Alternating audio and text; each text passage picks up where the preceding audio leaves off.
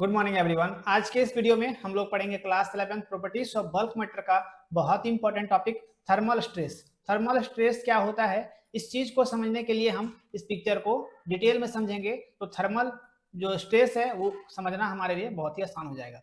तो यहाँ पर आप देख सकते हैं कि जब हम कोई भी मटेरियल को हीट करते हैं या फिर उसको ठंडा करते हैं, गर्म करते हैं या फिर ठंडा करते हैं, तो गर्म करने से कोई भी मटेरियल क्या होता है, मेरा फैलता है। लेकिन जैसे उसको ठंडा करते हैं वो सिकुड़ने लगता है ना।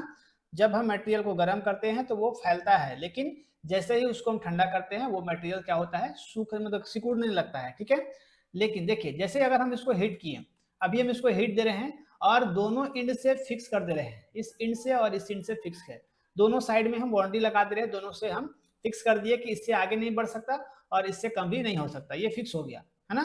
और इसको हम हीट दिए जा रहे हैं। जब हीट दिए जा रहे हैं तो इसके अंदर में एक थर्मल स्ट्रेस जनरेट होता है ना, क्रिएट होता है। कैसे होता है, क्योंकि ये तो जब हम इस बॉडी को, इस मटेरियल को हीट दे रहे हैं तो हीट देने से ये चाह रहा है कि हम फैले। हीट देने से क्या होता है, फैलना चाहता है।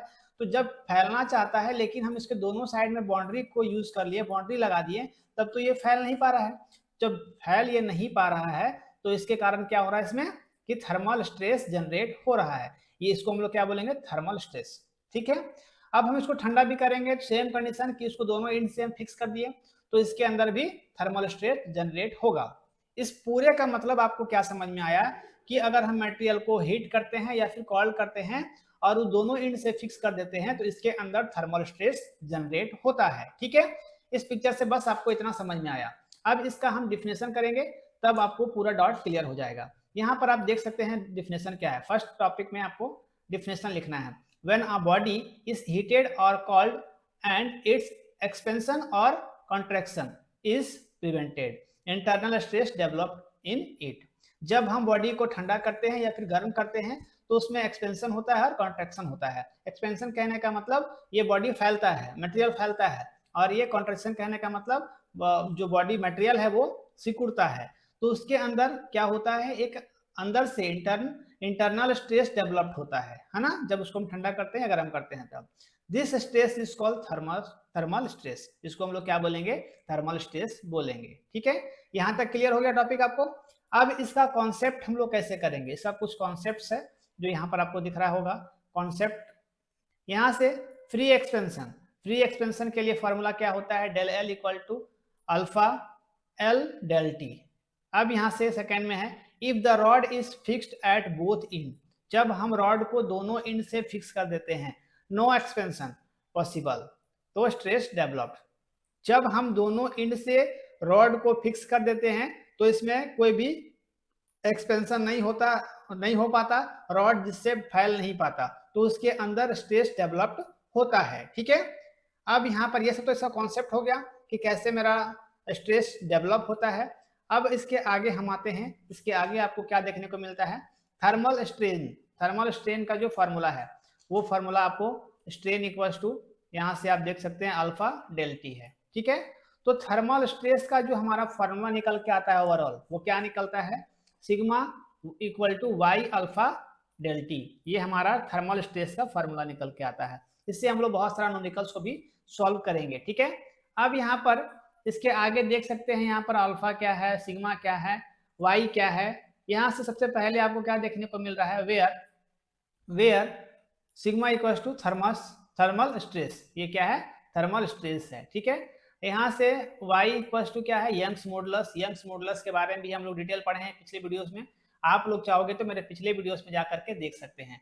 अल्फा क्या है, coefficient of linear expansion, coefficient of linear expansion. Linear expansion कहने का मतलब जो बॉडी सीधा अवस्था, सीधा में इस तरह से मटेरियल में सीधा बढ़ते जा रहा है ना, स्ट्रेट लाइन में।